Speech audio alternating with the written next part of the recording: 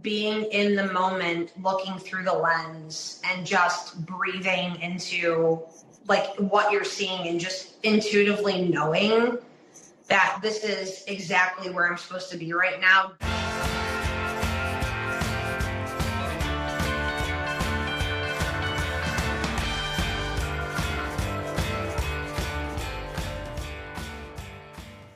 Welcome back, everybody, to Beyond the Palette. This is Whitney Rosenson, your host and owner and president of Art Dimensions, Inc. Today, I'll be talking with a fantastic photographer, Ashley Prikryl from the ADI roster. And in addition to creating beautiful images with her camera, Ashley works in the motion picture business as a set decoration buyer. She helps to create incredible sets for TV shows and feature films. Ashley and I have been working together for a few years now, and I am excited to have this opportunity to get to know her better. Her credits as a set decoration buyer include TV series Goliath, You, Never Have I Ever, and Angeline. She also worked as a props buyer for shows such as Community, Modern Family, and Ray Donovan. I am so excited to hear more about how she combined her passion for photography and her career in production, as well as Ashley's inspiration and background. So let's dive in. Hi, Ashley. Hi, Whitney. Welcome to Beyond the Palette. Thanks for having me. Thanks for being here. Thank you so much for taking time out of your busy schedule to chat with me today. I really appreciate it. All right, let's dive in. How long have you been shooting? Let's talk about your photography. I would say since high school, well over 20 years ago at this point. I think it was just, I gravitated towards what I thought, what I felt was interesting or like brought me joy. And it was hard with, you know, the standard curriculum like math and the science. So, history. Yeah. Okay. So you've been doing it for a while. Yeah, it's been a long time. Yeah. Do you love it? I do. Yeah. It's definitely a passion of mine. When I'm doing it, it feels almost like meditative, you know? So It's something that kind of helps reground myself because I get to be present when I'm shooting in the moment. And what about, I mean, let's talk about the food styling that you do, because you take photographs of food beautifully. You set up these incredible like vignettes. How did you get involved in that? And what is that all about? I think that there was a time where I had, you know, as we all do, multiple passions, and I had gotten really into baking. So in my free time on the weekend, I was just baking a lot of cakes.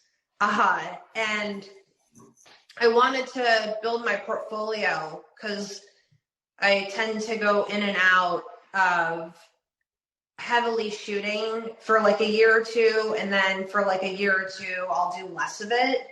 And I think this was like a resurgence of getting reacquainted with the camera, picking back up, you know, where I left off. I had gotten a new camera at that point. I went digital. I stopped shooting film. It seemed more economical. And so I just started to come up with ideas. And it seemed like when I shoot still life, it's a more controlled environment. So it's much easier for me, at least back then, I don't have to talk to fruit and I don't have to talk to a cake. But if you're shooting people, you have to be on and have a conversation. So at the time, it was like a portfolio building exercise, something I felt really passionate towards and allowed me, expression, freedom, creativity. I noticed on your website, you've got 3 different styling areas. You've got props, food, and set. So you style props on sets, you style sets, and then you style food. Yeah. So in going through the motion picture, I know you mentioned my buying experience. Motion picture industry has been really good for me because I am a creative person. I have an art background. So it allowed me to sort of tinker in different areas. And there's a lot of specializations that people can do within that world. And there was a time where I only wanted to do food styling, which can apply to, TV, film, commercial. That's one type of food styling. And then there was more of what I was doing, which was for editorial. I wanted to shoot editorial and or just for portfolio building, a little bit more fine art realm. And then, so there's that. And then there's prop and set styling. And I feel like because my background is mostly in props, I'm in the union as a prop master. I have a background in props.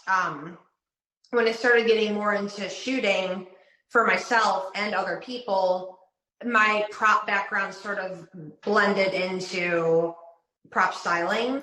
And I was doing that for myself, for smaller companies, and just, again, as an experimental type of deal. And that is smaller objects, like it would be in a still life, not food. Like, for example, you would, instead of putting like the food as the cake, you would put like the tools you were using to make the cake, or stuff like that. And it tells a story. Yeah, exactly. Yeah. Okay. I understand now. So how did you start your career? Would you say it was right after school, or like how exactly did you start your career in the film business? Well, no, it wasn't right after school. I kind of wish it was. There are moments I have where I'm like, wonder what it would have been like if I just didn't do the school part and didn't get a bachelor's degree. Because I know a lot of people go into motion picture, and anyway, that's the past.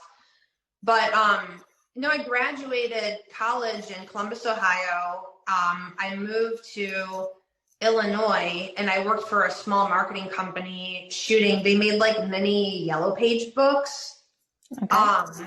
And I was shooting like city monumental type things, or like the city hall, or like a statue that had, historical reference, things like that for them. And I got a little bored of that. And I was like, well, it's New York or LA. What am I going to do? And I went to LA, but I don't think I had the confidence to pursue the photography. I had no contacts there. So I worked in merchandising, visual merchandising for window displays for a while. And then I realized I wanted to build sets because I watched the making of The Lord of the Rings, and was just blown away by the amount of work and people and time and imagination it takes to put something together like that.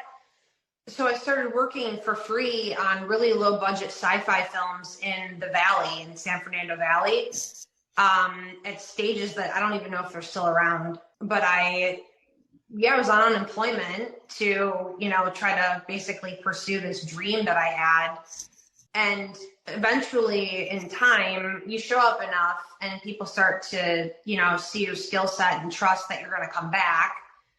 And you just start meeting people. And it was like with every contact I made, if someone offered me a job that I thought took me to like the next level of where I wanted to be, I would go with that person to do the next project.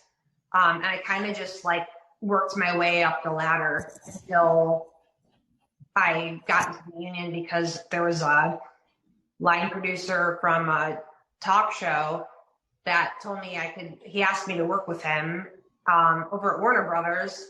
And I was sort of disheartened at this point, and I wasn't sure, like, is it really going to flip? Am I really going to get my days? And sure enough, it happened. And then it's just kind of been from there. You just keep building the contacts, and 15 years go by. So great. You have such a great career. All right, I want to talk about your photography a little bit. Can you tell us about a couple or a few different series that you have? I know there's the white sand, the land. I don't know if you'd call it the white sand series. Yeah. So it's some of the stuff on my website. It does need to be updated, but the thing someone told me once is if someone's looking at your website for the first time, it's new to them. So it's okay. Sure. But yeah, white sands, I mean, I like to do road trips. So I had driven from California to Ohio, and I just did it recently too. This is probably like my sixth time going across. The cool thing about it is that you get to see a lot of different things in the United States because I don't just go straight across. I pick places that I think are interesting, that inspire me or make me happy or feel grounded or feel calm, or, and Mm-hmm. I enjoy the elements. I enjoy being outdoors. So yeah, I have White Sands, which is near New Mexico.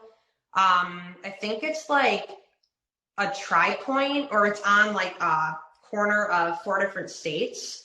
Oh, And it basically looks like it snowed there. It's literal white sand. People sled on it. It's a national park. oh, wow. I didn't know that. Okay. Yeah, it's really, really, really cool. Super magical and majestic. I've never seen anything like it in my life.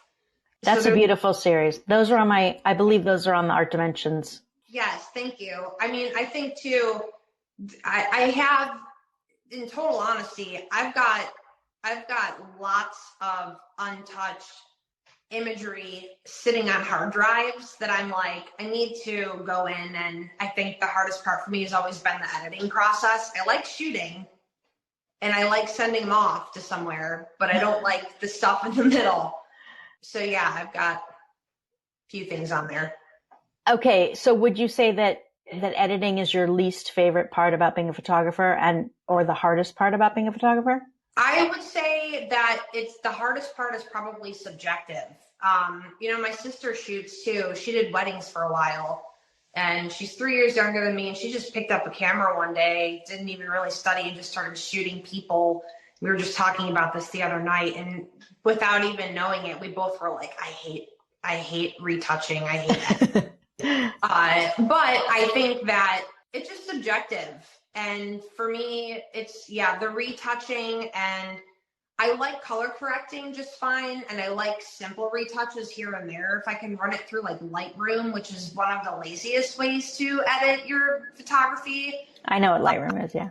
Yeah, then, because I know there's like people who have been doing this longer than me. They have like an even more honed in skill set.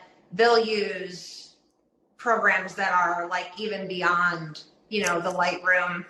And I think too, like with the retouching, maybe I don't like it because I never really educated myself in how to properly retouch, put a different head on a body and stuff like I don't, that's not stuff that I ever really was fully interested in. Schooled in.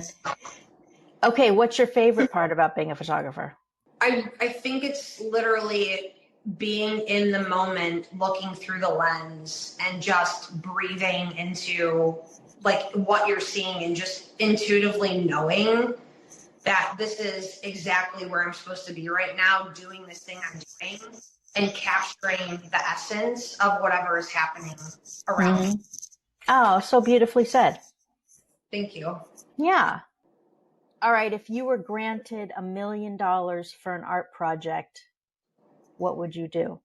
I wish I had like a grandiose response. I I feel like I would honestly want to put the money to create some kind of program for people to be able to experience art in a way that's therapeutic and nourishing, because I don't think there's enough funding or programs that I know of that are around that either people can afford or are easily accessible. Mm-hmm. And I really think that in any medium, any form of art, it can be such a therapeutic tool for people to express and just sort of say what maybe they can't verbally speak. Absolutely. Absolutely. So I'm a little curious. I'm curious about this. Would it be a program for children or programs for adults or both or? Well, yeah, I'm sort of populations that I think about working with. I mean, I think children are really important. They need that, in the beginning stages of our lives. They need that, Yep. But there are adults, there's many other people on the planet that suffer from, trauma or experiences that they hold in their body and they maybe don't know how to deal with it. So I would say children, most importantly. Okay. Yeah. That's what I'm just curious. That's something I'm interested in too. So. Oh, cool. All right. Who or what influenced your art when you began your career, and what influences it now? I always say my career began when I was a young child. My grandfather used to draw sports figures from the newspaper when we were young. So he would draw like Bernie Kosar from the Browns and maybe a Cleveland Indians, baseball player.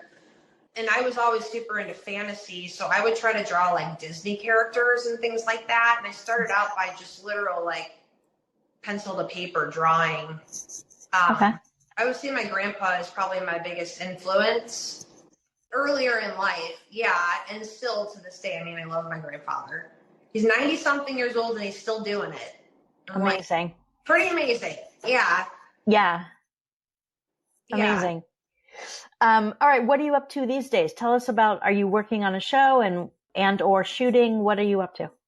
Yeah. I'm in between shows. I just wrapped a show called Truth Be Told, which you can see on Apple TV. It stars Octavia Spencer, and it's like a detective series. It's the third season, and that was, I don't know, maybe 6 months long. So I was ready for a break. So I enjoyed that. There's downtime right now. And I've been taking pictures here and there. I have my camera bag with me. I find that sometimes it's really easy to just pick up the phone and shoot that way too. Absolutely. Yeah. The phones are so incredible. Well, it makes it so easy, but then you can't always blow it up as big as you need it to be and stuff like that.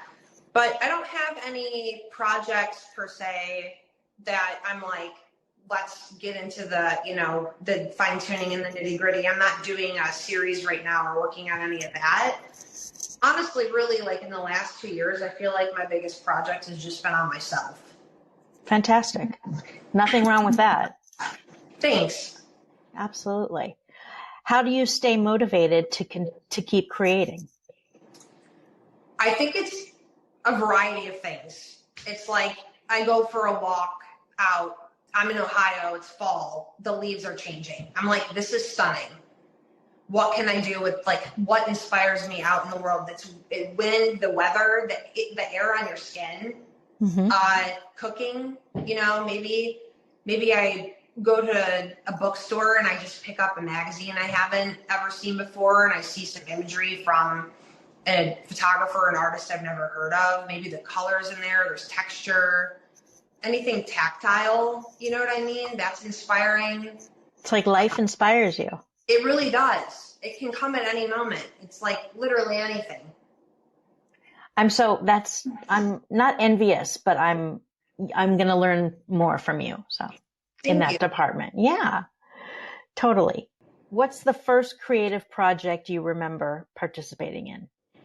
Well, I would say elementary, the first thing I remember is we had to create fish out of clay. Mm-hmm. And then put texture into them, and we get to glaze them and all of that. And that was a big deal for me because something about art class, I think it just came naturally, or it made me just feel good, So there was that. And then it's very tactile. That sounds like it.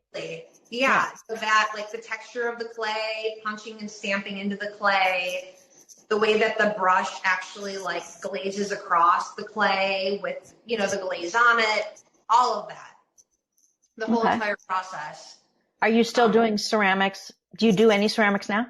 I don't know. And I honestly, like the last time I tried to actually throw something, it was like a mess. I don't have the skill set for, I've never. It's hard. It's very hard. It's a total skill. It is a skill. Absolutely. Yeah. But you got to just practice. I took a ceramics class last year, and it was tough, but I loved it. But it takes patience and practice and steady hands and all that. Yeah. It's cool. It's cool to be good, to be productive at that. I love that. Absolutely. Yeah. Well, three-dimensional art is like a whole other thing in itself. I mean, sculpture, anything sculptural Yeah. has never really been my wheelhouse, but I appreciate it a lot. Yeah. It sounds like you appreciate all types of art. Okay. So speaking of all types of art, when you are working on a set, think about like I'm just curious about this, and I'm hoping the listeners are too. When you think about certain paintings or photographs that have been on set, what colors or what draws you to those pieces that would make them great for that set? I think that it really depends on what type of set we are piecing together. If Right. it's, more modern, are we throwing a party? Is it like homey? Are we contemporary? Is this a period piece? What we're Well, gonna are there any colors that are just like, I've heard like stripes you don't want to have on Oh, camera? I see. Yeah. Okay. So on like in the variety of shows I've worked on, I think it really is personal to whatever the above the line people find to be appealing. So like, for example, when I worked on You, they didn't want anything super loud, nothing that was distracting, to the point of, whoa, this is a showstopper, but we still need stuff on the walls. You know what I mean? And it still needs to look like appreciated art that this is high end. But you don't want it to take away from the characters. No, you don't. Right. You don't want it to basically be a distraction. Got it. Okay. But on the last couple shows I've been on, the decorator I've worked with, who is fantastic, her name's Kristen Peterson, she worked really hard because we worked on shows that the characters were more around people of color. And so she worked really hard with our art coordinator to find pieces that people of color actually had created, that when they were hanging in the space, people might recognize and or want to know where it came from, not to distract, but more or less to make a statement and say, we're going out of our way here because we want to appreciate, That's this. cool. Yeah. So I thought that was the first time I've ever had that interaction with art on TV set. On a TV set. Oh, Yeah. So interesting. All right. I want you to think of 3 words. This might be hard, but describe your aesthetic in 3 words. Ethereal, maybe a little melancholy at times. And in terms of like the food, I would say powerful, just because I was inspired a lot by Cindy Sherman when I was shooting that stuff in her Grotesque series. And yeah, I would say I was hoping powerful. She's a brilliant photographer. Okay, those are great, Yes. Great adjectives. Thank you, Ashley. Thank you. All right, I'm going to wrap up a little bit. What do you hope people will get from your, let's say, the food sets that you style? I would hope that they would feel maybe curious, maybe wanting to know more, maybe intrigued. I don't know. What is this about? What does this mean? That's awesome. Yeah. That seems so, that resonates with me. I mean, that would make, I mean, when I look at your images on your homepage, I'm like, whoa, what is going on in there? Thank you. Yeah, I think they're great. I do. I think they're great. Okay. My last question. Do you have any advice for emerging photographers or stylists who might be listening to this podcast? Yeah. I would say that listening to your intuition always is the most important thing you could possibly do, especially as a creative person. That's your brand, that's where it all stems from. That's the core root of who you are. So true. Just following yourself and wherever it leads you and trusting that you're in the right direction. Yeah. And listening to that right or wrong voice that's inside you. Yes. I so agree with that. I mean, for any profession, but especially as a creative, it's like there's so many different temptations and different inspirations and motivations, and you got to Yeah. keep that, you got to keep that voice. Yeah. That, and also like just, you don't have to have like the most expensive fancy thing. Like just start. Yeah. Just start. Just start. Oh, I love it. Ashley, thank you so much for guesting on Beyond the Palette today. You all have got to check out, listeners, you've got to check out her incredible images on the Art Dimensions website, which is artdimensionsonline.com. And of course, Ashley's site, which is ashleyprikryl.com, and it's Ashley and then Prikryl. We're also on Instagram at Art Dimensions and at ashley.prikryl. Again, Prikryl. All right, listeners, feel free to rate and review this podcast to help us expand our reach. And thank you so much for tuning in. And to Ashley and to all of you out there listening, have a fantastic week and happy creating.